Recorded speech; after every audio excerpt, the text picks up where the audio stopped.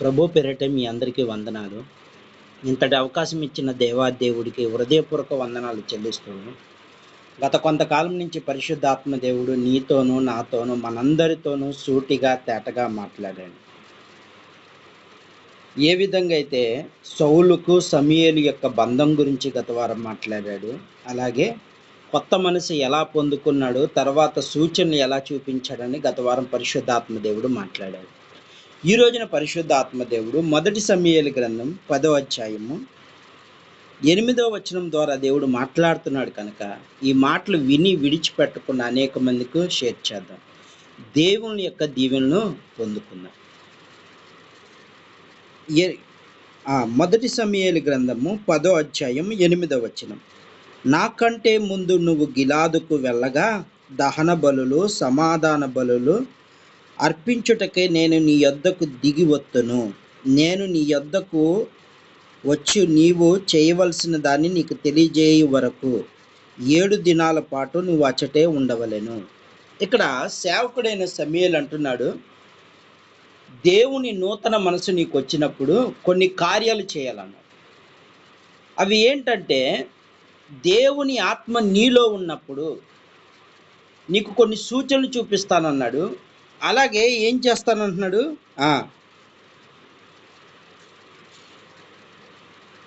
నాకంటే ముందు నువ్వు గిలాదుకు వెళ్ళగా దహన బలులు, సమాధాన బలులు అర్పించుటకు. ఇక్కడ ఈ రోజున పరిశుద్ధాత్మ దేవుడు బలుల గురించి మాట్లాడుతున్నాడు.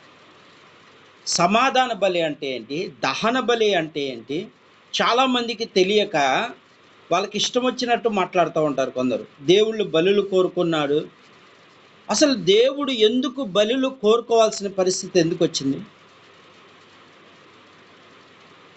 ఈ రోజున పరిశుద్ధాత్మ దేవుడు దాన్ని తేటపరుస్తున్నాడు. దాన్ని ఏ విధంగా వివరిస్తున్నాడు చూద్దాం. దహన బలులు, సమాధాన బలులు ఎందుకు ఇచ్చాడు దేవుడు? ఈ రోజున పరిశుద్ధాత్మ దేవుడు చాలా విలువైన మాటలు మాట్లాడుతున్నాడు కనుక ఈ మాటలు అనేక మంది విని అనేక మందికి షేర్ చేయండి. ప్రభు పేరట మనం చేస్తున్నాను, ఎందుకంటే ఇది చాలా విలువైన మాట. ఈ రోజున ప్రపంచం వల్ల ఏంటి, మీ దేవుడు దహన బలులు కూడా కోరుకున్నాడు అంట కదా అని ప్రశ్నించే వాళ్ళకు సమాధానం చెప్పని వారు ఎంతోమంది ఉన్నారు. దహన బలులు అంటే ఏంటి, సమాధాన బలులు, అసలు బలులు ఎందుకు ఏర్పరచబడ్డాయి?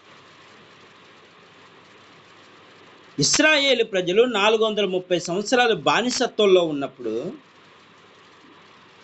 వారికి ఎక్కడైనా బలులు ఇచ్చినట్లు కానీ ఎక్కడా లేదు.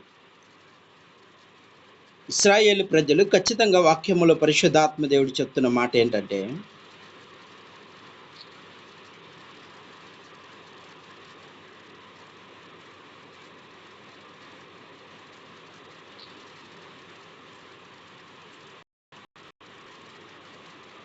ఇశ్రాయేలు ప్రజలు ఎక్కడైనా సరే బలులు ఇచ్చినట్లు కానీ పరిశుద్ధాత్మ దేవుడు ఎక్కడా లేదు. ఎందుకంటే 430 సంవత్సరాలు బానిసత్వంలో ఉన్నారు.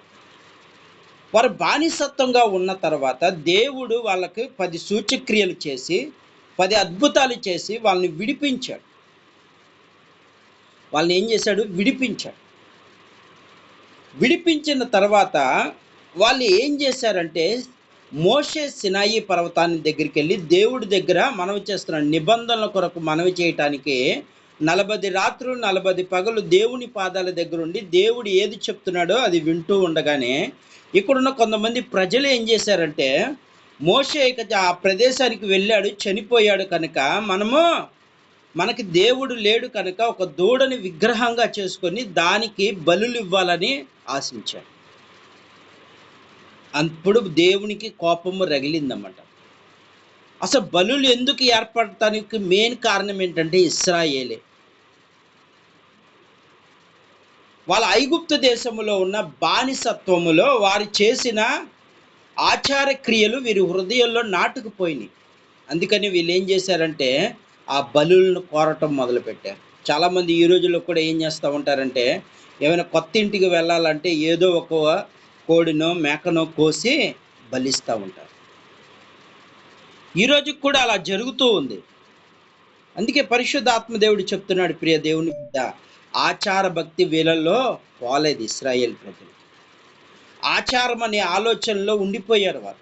ఐగుప్తులో 430 సంవత్సరాలు ఉన్నారు కాబట్టి వాళ్ళు ఏం చేస్తున్నారో వీళ్ళు కూడా అదే చేయటం మొదలుపెట్టారు. అదే మనసులో ఉండిపోయింది.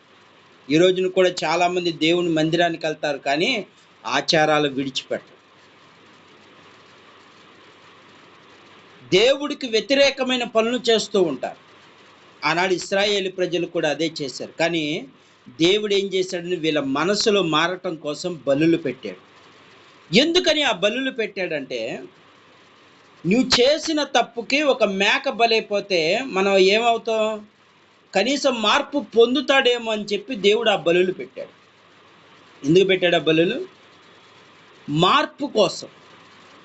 ఇప్పుడు రోడ్డు మీద ఒక కుక్కగా గాయం తగిలితేనే మనం రోడ్డు మీద అయ్యో అని అల్లాడిపోతూ ఉంటాం. ఏమైనా జంతువుకి దెబ్బ తగిలి నడవలేక కుంటుతో ఉంటే అయ్యో అని అల్లాడిపోతాం. అలాంటిది మనకు ఆ మనసు ఉంది కాబట్టి దేవుడు ఏం చేశాడంటే, ఈ విధంగా తన పిల్ల నా కోసము ఒక గొర్రె పిల్ల చచ్చిపోయింది, నా కోసము అగ్నిలో కాలిపోతుంది, నేను చేసిన పాపాన్ని బట్టి ఇక నుండి నేను పాపం చేయకుంటే ఏ గొర్రె బలవదు కదా అన్న మనసు వస్తుందేమో అని చెప్పి దేవుడు బలులు పెట్టాడు. కానీ ఈ రోజుల్లో ఏమంటున్నారంటే, దేవుడు బలులు అడిగాడు అంట కదా. చాలామంది ఇలాగే ప్రశ్నిస్తూ ఉంటారు, వాక్యానికి వ్యతిరేకంగా ఉంటుంది. కానీ వాళ్ళకి తెలియంది ఏంటంటే, దేవుడు ఎందుకు పెట్టాడు ఆత్మ పరిశీలన లేదు. దేవుడు ఏమంటాడు, నేను దహన బలులు నేను కోరుకోలేదు, నేను బలులు కోరుకోలే, విరిగి నలిగిన హృదయము నాకు ఇష్టము, అది నాకు కావాలి. నీవు విరిగి నలిగిపోవటము ద్వారా దేవుడు, అది దేవుడికి కావాలి, ఆ హృదయము కావాలి. అప్పుడే నీకు నూతన మనసు వస్తుంది. అందుకని దేవుడు, పరిశుద్ధాత్మ దేవుడు ఈ రోజున వాక్యం ద్వారా చాలా విలువైన మాట చెప్తున్నాడు. దహన బలులు ఎందుకు ఏర్పడ్డాయి? అయ్యో, నా పాపము కొరకు, నేను దొంగతనం చేసినందుకు నా పాపము కొరకు ఒక గొర్రెపిల్ల బలైపోతుంది, నేను మార్పు పొందితే ఏ గొర్రెపిల్ల బలవ్వదన్న ఆలోచన కలిగిద్దేమని చెప్పి ఆ బలులు పెట్టాడు. అందుకే ఈ రాత్రి పరిశుద్ధాత్మ దేవుడు, యేసు ప్రభు వారు కూడా ఈ భూమి మీదకి వచ్చి తన ప్రాణం ఇచ్చేటప్పుడు కొందరైనా మారతారేమో, మారారు, కొందరు మారారు, కానీ కొందరు మారలేదు. అందుకే ఏమంటాడంటే, నాకు దాహం వేస్తుంది అనగానే వాళ్ళు ఏమనుకున్నారంటే, ఆనాడు యాకోబు బావి దగ్గర ఉన్న ఆ సమరయ స్త్రీకి దేవుడు ఏమన్నాడు, నీకు జీవజలముని ఇస్తాను, ఆ జీవజలం ఇస్తే నీకు ఎన్నటికీ నీకు దాహము ఉండదన్న. అలాంటి దేవుడికి ఎందుకు దాహం ఏర్పడింది? ఆత్మల దాహం. అది కొందరు రక్షించబడ్డారు, ఇంకొందరు రక్షించబడలేదు. ఆ భారాన్ని ఎవరికి పెట్టాడు? తన శిష్యులకు పెట్టాడు. మీరు వెళ్ళి సమరయలోను, నా శరీరాన్ని రక్తాన్ని పుచ్చుకుంటున్న మీరు వెళ్ళి సమరయలోను యూదాలో భూ దిగాంతం వరకు సువార్తను ప్రకటించండి, అనేకులు నరకంలోకి వెళ్లకుండా రక్షించండి అని వాళ్ళకు బాధ్యతను చెప్పాడు. ఈ రాత్రి పరిశుద్ధాత్మ సమూయేలు కూడా అదే చేస్తున్నాడు, సౌలుకి అదే నేర్పుతున్నాడు, ఆత్మల భారము కొరకు నేర్పిస్తున్నాడు. ఇదంతా ఏమంటున్నాడంటే అక్కడ, నాకంటే ముందుగా నువ్వు వెళ్ళి గిలాదుకు వెళ్ళగా, అంటే సమూయేలు అంటున్నాడు, నాకంటే నువ్వు ముందుగా వెళ్ళమంటున్నాడు. సేవకుడు ఒక విశ్వాసిని ముందుగా వెళ్ళు అంటున్నాడు. నేను నీతో వస్తానంట్లా, నువ్వు ముందుగా వెళ్తే నీకు ఎవరు కనిపిస్తారు? అక్కడ ముందుగా వెళ్ళు. దహన బలులు సమాధాన బలులు అర్పించుటకే నేను నీ యొద్దకు దిగి వచ్చు వరకు నేను నీ యొద్దకు వచ్చు, నీవు చేయవలసిన దాని చర్య వరకు 7 దినాల పాటు నువ్వు అచటనే నిలవలేను. నీవు ఆ గిలాదు కొండ దగ్గరికి వెళ్ళి నాకంటే నువ్వు ముందుగా వెళ్ళాలి, నాకంటే ముందుగా వెళ్ళి అక్కడ నువ్వు సమాధాన బలులు దహన బలులు ఇవ్వాలి. అంటే ఇది ఏ సూచన కనపడుతుందంటే, దహన బలి అనగా నీ ఆత్మ మంట మాట. నీవి చేసిన ప్రతి పాపాలను ప్రాయశ్చిత్తం చేసుకునేదే దహన బలి అంటే. సమాధాన బలి అంటే దేవుని బ్రతిమిలాడటం. అయ్యా, నీ సమాధానం నాకుంటేనే నాకు విజయం అని చెప్పే ప్రార్థన. గిలాదు కొండ అనగా ప్రార్థనా కొండ దగ్గరికి వెళ్ళాడు. అంటే ప్రార్థనా సమయం ఎక్కడ ఉండాలి? 7 దినాల పాటు నేను వచ్చేంత వరకు, ఒకరోజు కాదు, 7 దినాలు. అంటే దేవుడి దృష్టిలో 7 ఎంత ప్రాముఖ్యమైనదో ఈ వాక్యం సెలవిస్తుంది. ఒక్క దినమే కాదు దేవుడు ఉండేది, 7 దినాల వరకు నీవు అచటనే ఉండుము. నువ్వు ఒకరోజు భక్తి చేస్తే సరిపోదు, ప్రతి వారం అంటే 365 రోజుల వరకు నువ్వు దేవుణ్ణి ప్రార్థన చేస్తూనే ఉంటావు. సమాధాన బలులు, దహన బలులు, నువ్వు చేసిన పాపాలకు ప్రాయశ్చిత్తము కలగాలి. అందుకే ఈ రోజున పరిశుద్ధాత్మ దేవుడు చెప్తున్నాడు, ఆ బలి ఎందుకు పెట్టాడంటే కారణం ఇదే. అయ్యో, నా కోసము ఆ గొర్రె బలి అయిపోతుంది. నేను చేసిన ఒక్కోసారి ఆ గొర్రె ఎవరైనా ఎవరి దగ్గరికి వెళ్ళినప్పుడు ఒక గొర్రెను నరుకుతూ ఉంటే దాన్ని బలిస్తూ ఉంటే అది అల్లాడిపోతూ ఉంటే అల్లాడిపోయి ఇదైపోతూ ఉంటుంది. అలాగే కోడిని కూడా ఏం చేస్తారంటే కోసినప్పుడు అది ఎలా కొట్టుకుంటుందో అప్పుడు మన మనసు చూసి అయ్యో మనకో ఎలా కొట్టుకుంటుందో అని ఆలోచన చేస్తారు. చాలామంది అలాగ ఆలోచిస్తూ ఉంటారు. కానీ కొందరు ఆలోచించరు, ఈరోజు మనకు తినటానికే సమృద్ధిని ఉండదంట. కానీ అక్కడ ఆలోచన విధానం మారాలని, క్రూర మనసు మారాలని దేవుడు దహన బలి పెట్టాడు. కొత్త మనసు నీలో ఉండాలని దహన బలులు పెట్టాడు ఆనాడు. కానీ యేసు ప్రభు వారు అయినను వీరు మార్పు పొందట్లేదని మానవ రూపాన్ని ధరించి ఆయనే ఒక దహన బలిగా అయిపోయాడు. అప్పటికైనా మారుతారేమో.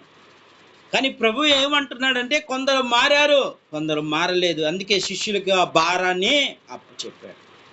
ఈ రాత్రి పరిశుద్ధ ఆత్మదేవుడు చెప్తున్నాడు, నీ మీద దేవుని ఆత్మ బలముగా దిగి వచ్చినప్పుడు నువ్వు దేవుని సువార్తను ప్రకటించాలి. దేవుని సువార్త ప్రకటించిన తర్వాత నీ మీద దేవుడు సూచక్రియలు చూపించడానికి మొట్టమొదటి నువ్వేం చేయాలంటే ప్రార్థన, ఎత్తైన శిఖరము కలిగిన ప్రార్థన చేయాలి. నీ దహన బలి అంటే నీ పాపాలను ప్రాయశ్చిత్తం చేసుకోవటం. సమాధాన బలి అంటే దేవా నీవే నాకు దిక్కు, నీవే నాకు ఆధారం, నీ ద్వారానే నాకు సమాధానం వస్తుంది అని దేవుని బ్రతిమిలాడుకోవాలి. ఈ 2 ప్రార్థనలు మనలో ఉండాలి. నువ్వు చేసిన ప్రాయశ్చిత్తము, అయ్యా నేను చేసిన పాపానికి నేను దహించి వేస్తుంది నా పాపం, నా ఆత్మను దహించి వేస్తుంది, నేను నరకంలో పడిపోతానని ప్రాయశ్చిత్తము చేసుకోవడానికి. సమాధాన బలి అంటే ఇదే. సమాధాన బలి అంటే దేవా నువ్వే నాకు దిక్కయ్యా. దావీదు ఇదే ప్రార్థన చేశాడు. మొట్టమొదటిగా తన పాపాలను ఒప్పుకున్నాడు. తన పాపాలే కాక అనేక మంది ప్రజల కోసము, ఇశ్రాయేలు దేశము కోసము ఎంతో ఏడ్చాడు, ప్రార్థన చేశాడు. తర్వాత దేవా నువ్వే నాకు దిక్కు, నీవే ఈ ప్రజలను కాపాడు అని దావీదు ఈ విధంగా ప్రార్థన చేశాడు. దానియేలు ఈ విధంగానే ప్రార్థన చేశాడు. ఈరోజున ప్రార్థనలో మనం ఎలా ఉంటున్నాం? ఏ మెట్టులో ఉంటున్నాం? కొండ శిఖరంలో ఉంటున్నామా, అడుగు భాగంలో ఉంటున్నామా? అందుకే ఈ రోజున ఏం చేస్తున్నాం, నీలో దేవుని ఆత్మ ఉంటే నీలో ప్రార్థన పెరగాలే తప్ప ప్రార్థన తగ్గిపోకూడదు.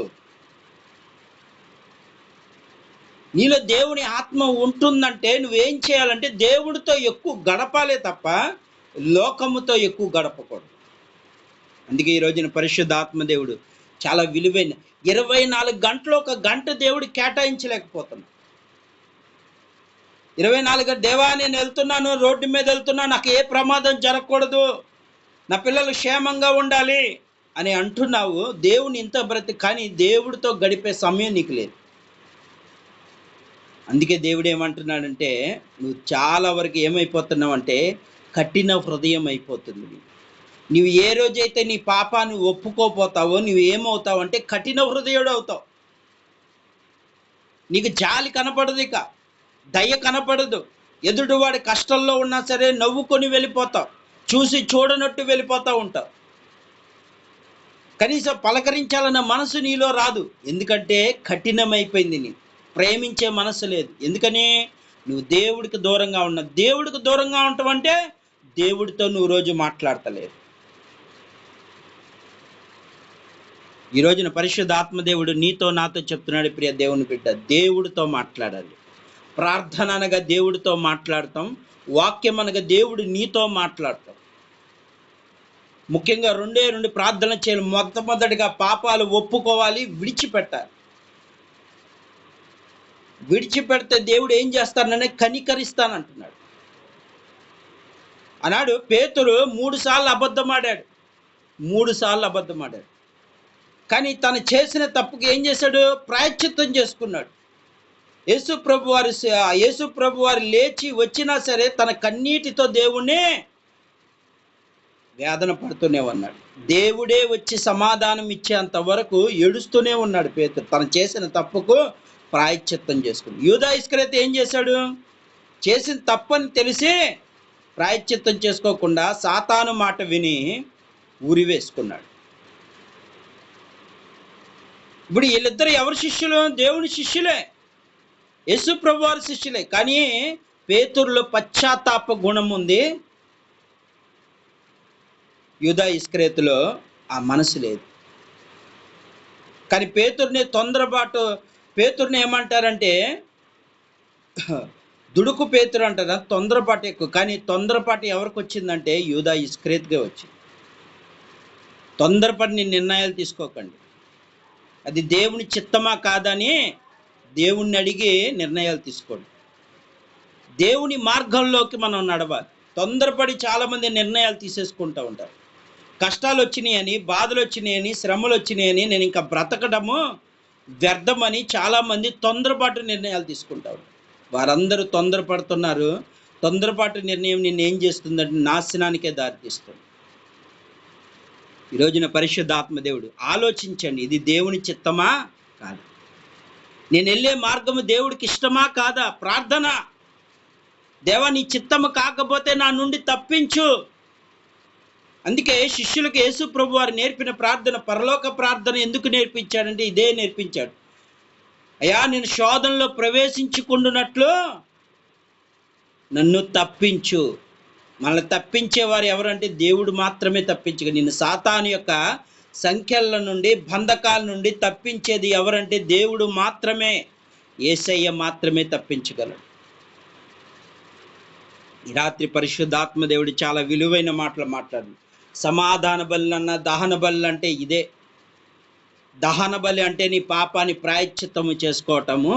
సమాధాన బలి అంటే దేవుని నువ్వే నాకు దిక్కయ్యా, నలుదిక్కులు నాకు సహాయం చేసేవాళ్ళు ఎవరూ లేరు, నా అన్నవారు నన్ను త్రోసివేసిన, నన్ను ప్రేమించి ప్రాణం పెట్టిన దేవుడవు నీవే నాకు దిక్కు, నువ్వే నాకు ఆశ్రయము. నా అప్పుల సమస్యలు తొలగాలన్నా, రోగాలు పోవాలన్నా, సాతాను చేతుల్లో నుండి నేను విడిపించబడాలన్నా నువ్వే నాకు దిక్కయ్యా అని ఈ విధమైన ప్రార్థన చేస్తే దేవుడు ఆ ప్రదేశానికి దిగి, ఎక్కడ ఎన్ని మార్లు? ఒకరోజు అన్నాడు. అక్కడ సేవకుడు సమూయేలు ద్వారా సౌలుతో ఏమని అన్నాడు? ఒకరోజు అన్నాడు ఆ మాట. ఒకరోజల్లా 7 రోజులు. 7 రోజులు నువ్వు ఆ కొండ దగ్గరే ఉండు వచ్చేదంతవరకు. ఆ కొండ దగ్గరే ఉండి ఈ సమాధాన బలులు, దహన బలులు చేయి, అంటే ప్రార్థన చేయి. అప్పుడే నీకు దేవుడు సూచక్రియలు కనిపిస్తాయి అన్నాడు. ఏమన్నాడు అక్కడ? లాస్ట్ వచనం చూద్దాం. నీకు తెలియజేయుటకు 7 దినాల పాటు నీవు అచటనే నిలవలెను. అతడు సమూయేలు యొద్దకు తిరుగురాగా దేవుడు అతడికి కొత్త మనసు ఆ దినమునే ఆ సూచక్రియలు కనబడింది. ఎప్పుడైతే సేవకుడు పంపి 7 దినాలు అక్కడ ఉన్నాడన్నమాట సౌలు. 7 దినాలు ప్రార్థనలు, దహన బలులు చేస్తూ అక్కడే 7 రోజులు ఉన్నాడు. ఆ తర్వాత దేవుడు ఏమి ఇచ్చాడు? కొత్త మనసు ఇచ్చాడు, మంచి మనసు ఇచ్చాడు. ఆ దినమునే ఆ సూచక్రియలు, దేవుడు చేయబోయే కార్యాలు ఆ దినము కనపడినాయి అంట. అందుకే ఈ రాత్రి పరిశుద్ధాత్మ దేవుడు చెప్తున్నాడు, ఖచ్చితంగా చెప్తున్నాడు, పశ్చాత్తాపడండి, ప్రాయశ్చిత్తం చేసుకోండి, దేవుణ్ణి అడగండి. ఆయన ఏ గడియలో వస్తాడో తెలియదు. ఏమో ఈ రాత్రే రావచ్చు, చెప్పలేం. ఏ సమయంలో వచ్చినప్పుడు నీలో పాపం ఉండకూడదు. పాపం ఉండకుండా ఉండాలంటే నువ్వు విడిచిపెట్టాలి, పాపాన్ని విడిచిపెట్టాలి. ప్రార్థనలో అయ్యా నేను విడిపించు, నాకు శక్తి దయచేయని దేవుని బ్రతిమిలాడాలి. తర్వాత నువ్వు దేవా నువ్వే నాకు దిక్కయ్యా, నువ్వే నాకు అండ, నా పరిస్థితులు నువ్వే మార్చగలవని దేవునిపై ఆధారపడాలి. ఈ రెండు విధాలుగా నువ్వు ప్రార్థన చేస్తే ఖచ్చితంగా దేవుడు నీకు విజయాన్ని ఇస్తాడు. ఈ కొద్ది మాటలు దేవుడు దీవించును గాక. ఆమేన్.